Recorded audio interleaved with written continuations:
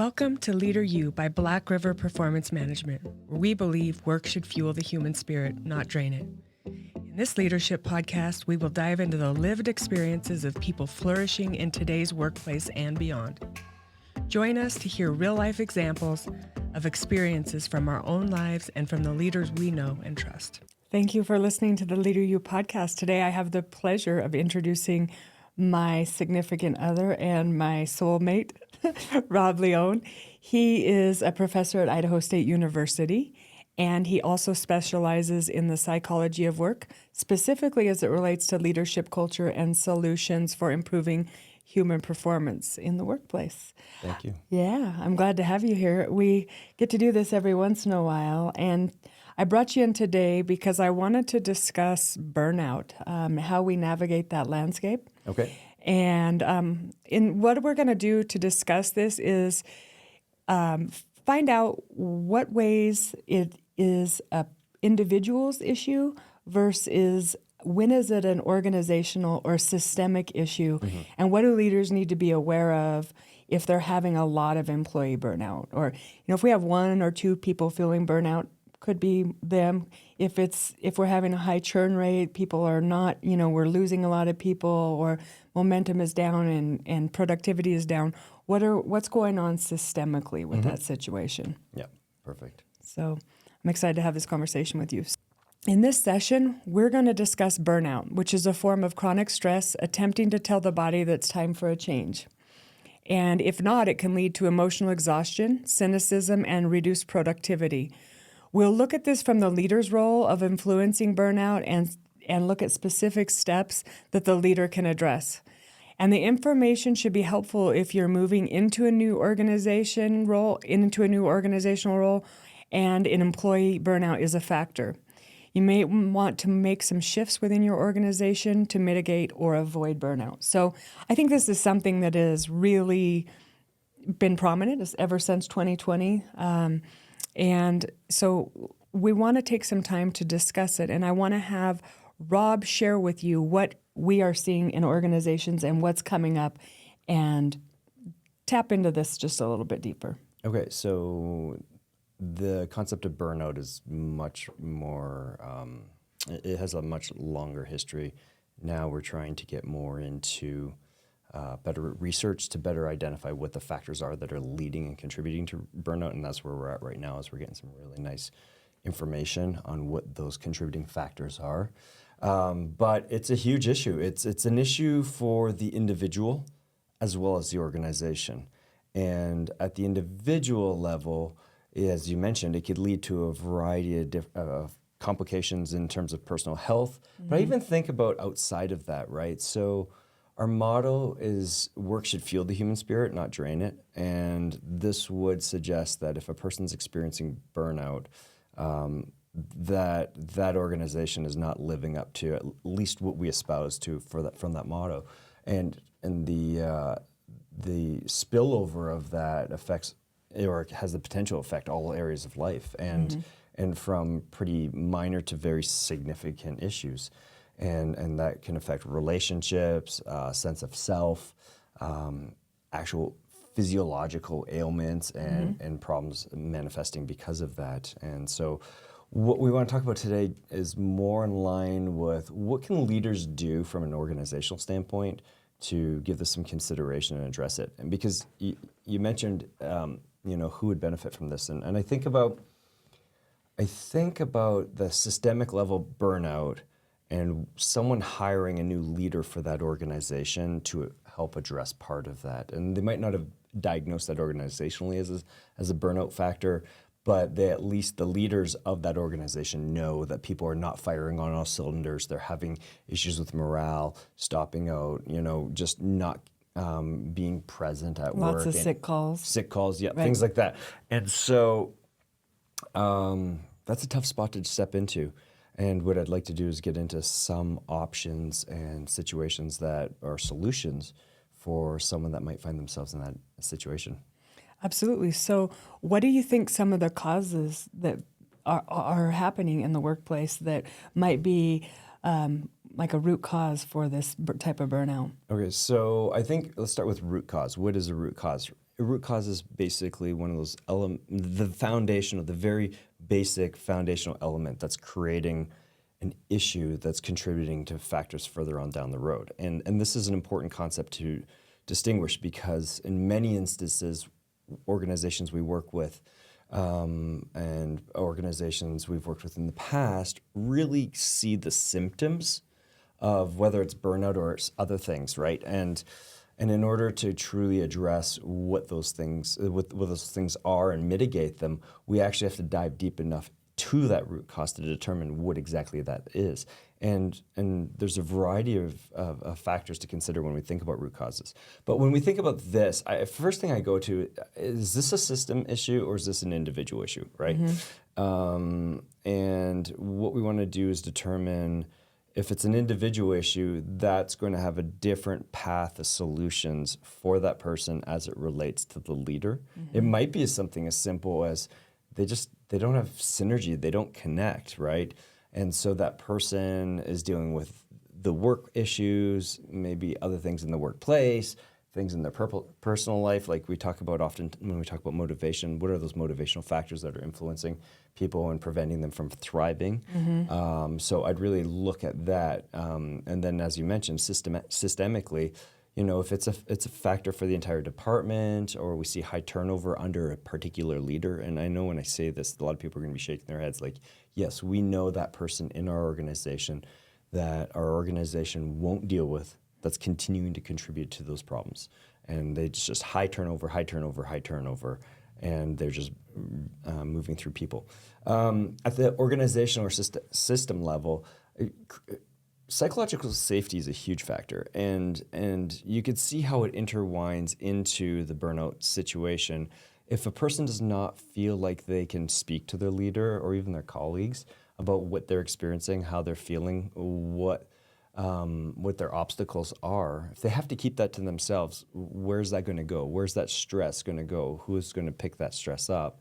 And we often complain or vent to our loved ones after hours, but at the same time, they don't necessarily know what we do, and they're not much of a support for that. So psychological safety is a huge one, because if you can't speak to your supervisor about what it is you're experiencing, or you don't feel comfortable enough to do that, then that is just going to perpetuate the problem. So any other factors that you want to look at further? Well, I'm thinking, how does it play into the role? Maybe you're getting kind of in the rut of work, or maybe getting bored, or it's becoming mundane, or is that part of it? Is that part of burnout or bore-out? So, yeah, both. You've heard me say this several times, that when we're working with people, we want them to leave with the tank still with fuel in it to go home and be great for their whatever that outside of work experience is. I think mundane nature of work, it becomes problematic for certain people under certain conditions. And so the goal really is to determine, what is it that I'm doing? Is it enjoyable? Is it accurate? Is it something that we still need to do, right? So a lot of the conversations I have around burnout with people are mundane tasks that are potentially even regarded as busy work, not even contributing to the mission of the organization, or they're historical practices, and so they're no longer relevant, but we're still tied to that policy or that process because that's the way we've always done it. And so that is speaking to a number of different things. One of the things I think of right off the bat is fit. What is the nature of the organization's culture and aspirations as it relates to culture versus what are my expectations and needs and interests in culture, right? And so we know that if I'm someone that likes a lighthearted environment for working, but I'm hired into a team that is very structured and it's not very lighthearted, like I would consider it not fun, that's going to contribute to this. So there's a fit factor that's a part of this, right? Because if I don't fit in this group, and you think about it in terms of friend groups, athletic groups, stuff like that, those subgroups within larger groups, if you don't fit, adds an element of stress to your situation. So that's part of it. Part of it is sometimes we just have to do the work regardless. But what I really get back to is, what's the quality of that conversation with that leader, and what does that look like? And is that leader connecting well with other people, and maybe just not you? And then maybe there's some solutions or interventions, right? So what we want to try to do is we want to increase leader awareness about such situations so that we could enhance alignment between employee and leader so that they could have more collaborative conversations. They could have more open and authentic conversations. I'd really bet that people facing burnout are really less likely to advocate for themselves and feel safe that they can do that in that environment. And so we have to open this up, because what we know is the more we talk about these things, the more we bring life to them, and the closer we get to the solution. I think about it in terms of some of the personality stuff we do and behavioral traits and things like that. You know, people approach things from different perspectives, but what we often remind people is that their intention's good, and the destination or the goal or the outcome is really close. They're similar. It's just how they process the information, how they communicate, how they digest that information, how they apply it to their filters in terms of references and experiences is what often differs. And if we don't have that open flow of conversation flowing both ways between the leader and the subordinate, we can't work through those things. And so I think about like a solution for leaders and for organizations is really to turn towards like a 360-degree survey and get it through your organization or at least your team that's really struggling. I've seen some of our leaders do this on their own. I've seen them commission it out to different groups. They use our tools and let us run those for groups. And they're really helpful because it helps to illuminate in an anonymous way where some of those sources are, or perceived sources. And then we get into the deeper dive of actually determining what those root causes are for those. But I say that, and it seems so simple as a solution, but the other side of it is if you don't have psychological safety, if you have power differentials, if you have issues with power, how forthcoming is your staff going to be? I think about a lot of the other leaders that are well respected, but they still have elements of this in their organization, but they have good rapport with their people. And all they need to do is actually ask their people what's getting in the way. What can we do better? How do you want to spend this time in this all-staff meeting or one-on-one meeting? This is your agenda. You run it. I'm the leader. I'm here to listen and support. Or what feedback do I need to know about what's not working out well, right? So if we've determined that the person that's experiencing burnout is not just an individual factor, right? We set that aside because that individual factor is handled differently. If it's a group or team element, then we tackle it through those conversations. Like, so what is it that I need to know about what's going on, right?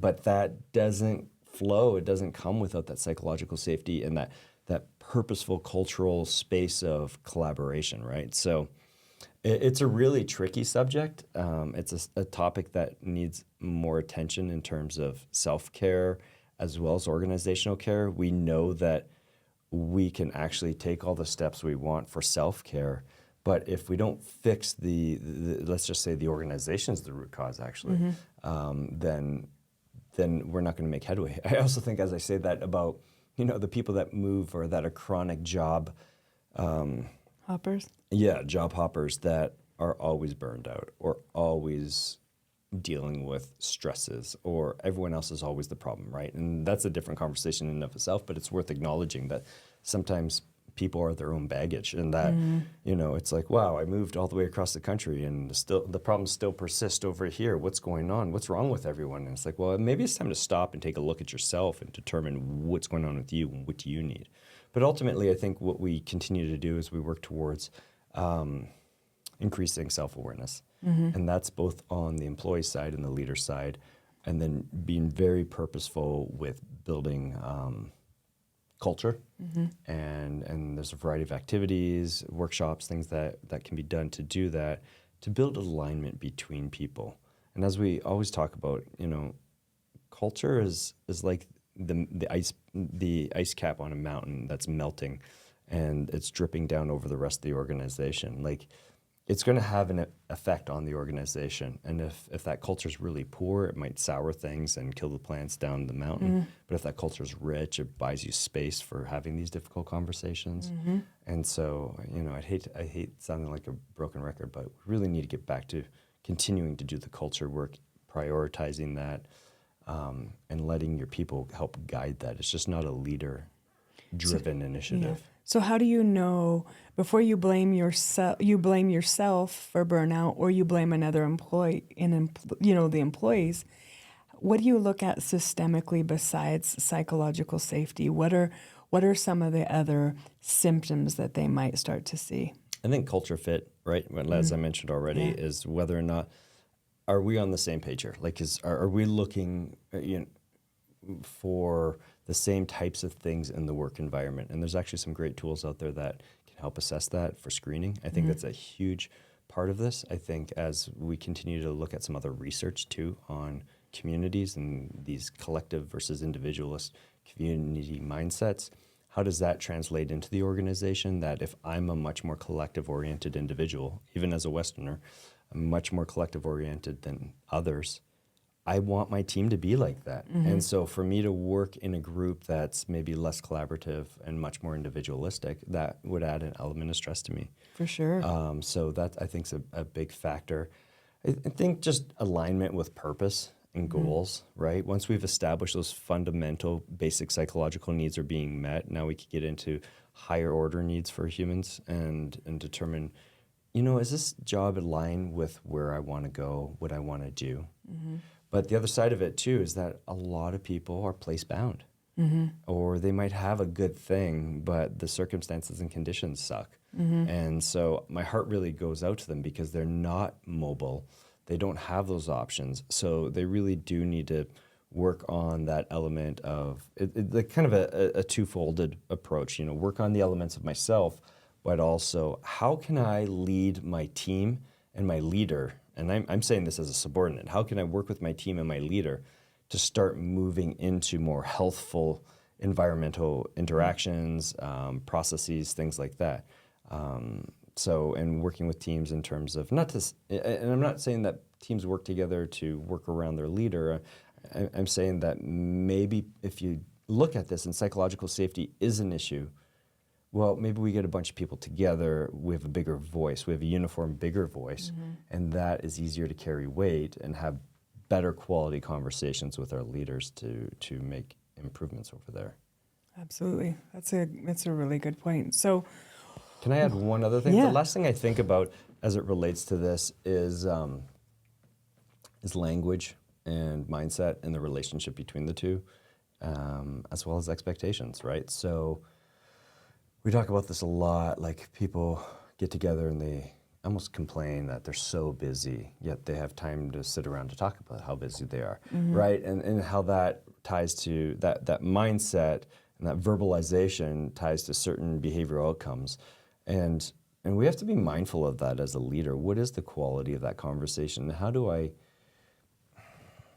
remove some of the tension around that conversation, help maybe educate, reorient people? Because in many times those things aren't true. And so if you have a group that talks about how burnt out they are, maybe they are, maybe they're not, right? And it's up to the leader to spend a little bit more time investigating into that. The other thing is, what are your expectations? So if you're expecting to go to work tomorrow and it's going to suck, well, congratulations, it probably will suck.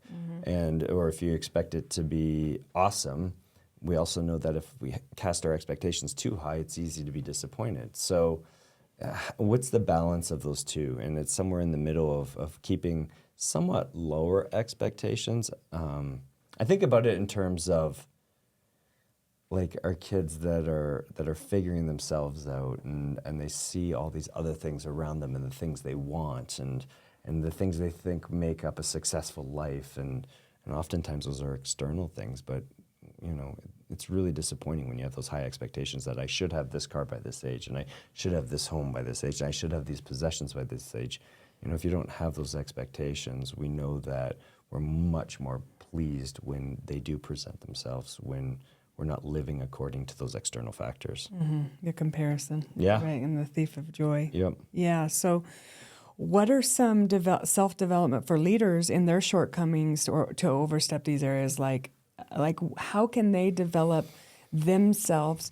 Because they may not know how to handle people that are burned out, and so it's a skill they need to help upskill in. Let's just even get outside of the burnout conversation, right? How do we help leaders that maybe are turning over the office? And I think the first thing is we either confront them directly and discuss this, or we move on and get rid of them, right? Like these are people that are costing our organizations lots and lots of money in terms of inefficiencies, redistribution of work, all sorts of things that's taxing the entire system. It's just not affecting one person.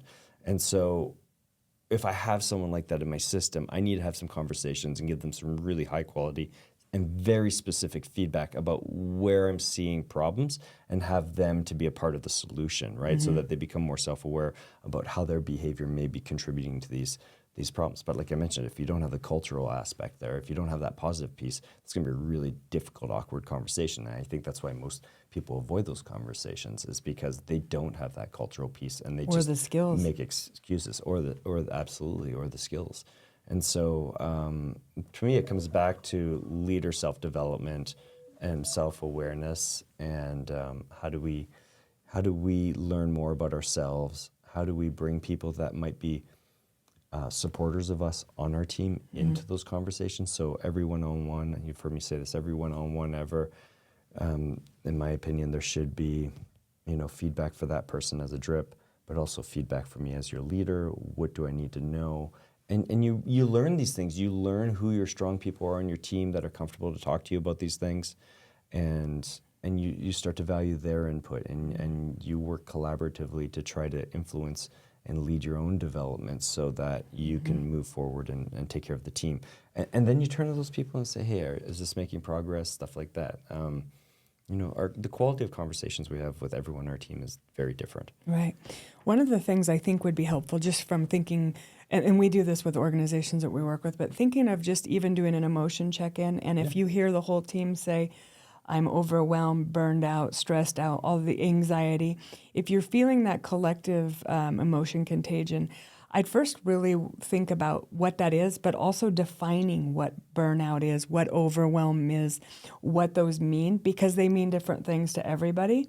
So overwhelm to me is a complete different thing than it is to someone else, right? Or what is burnout?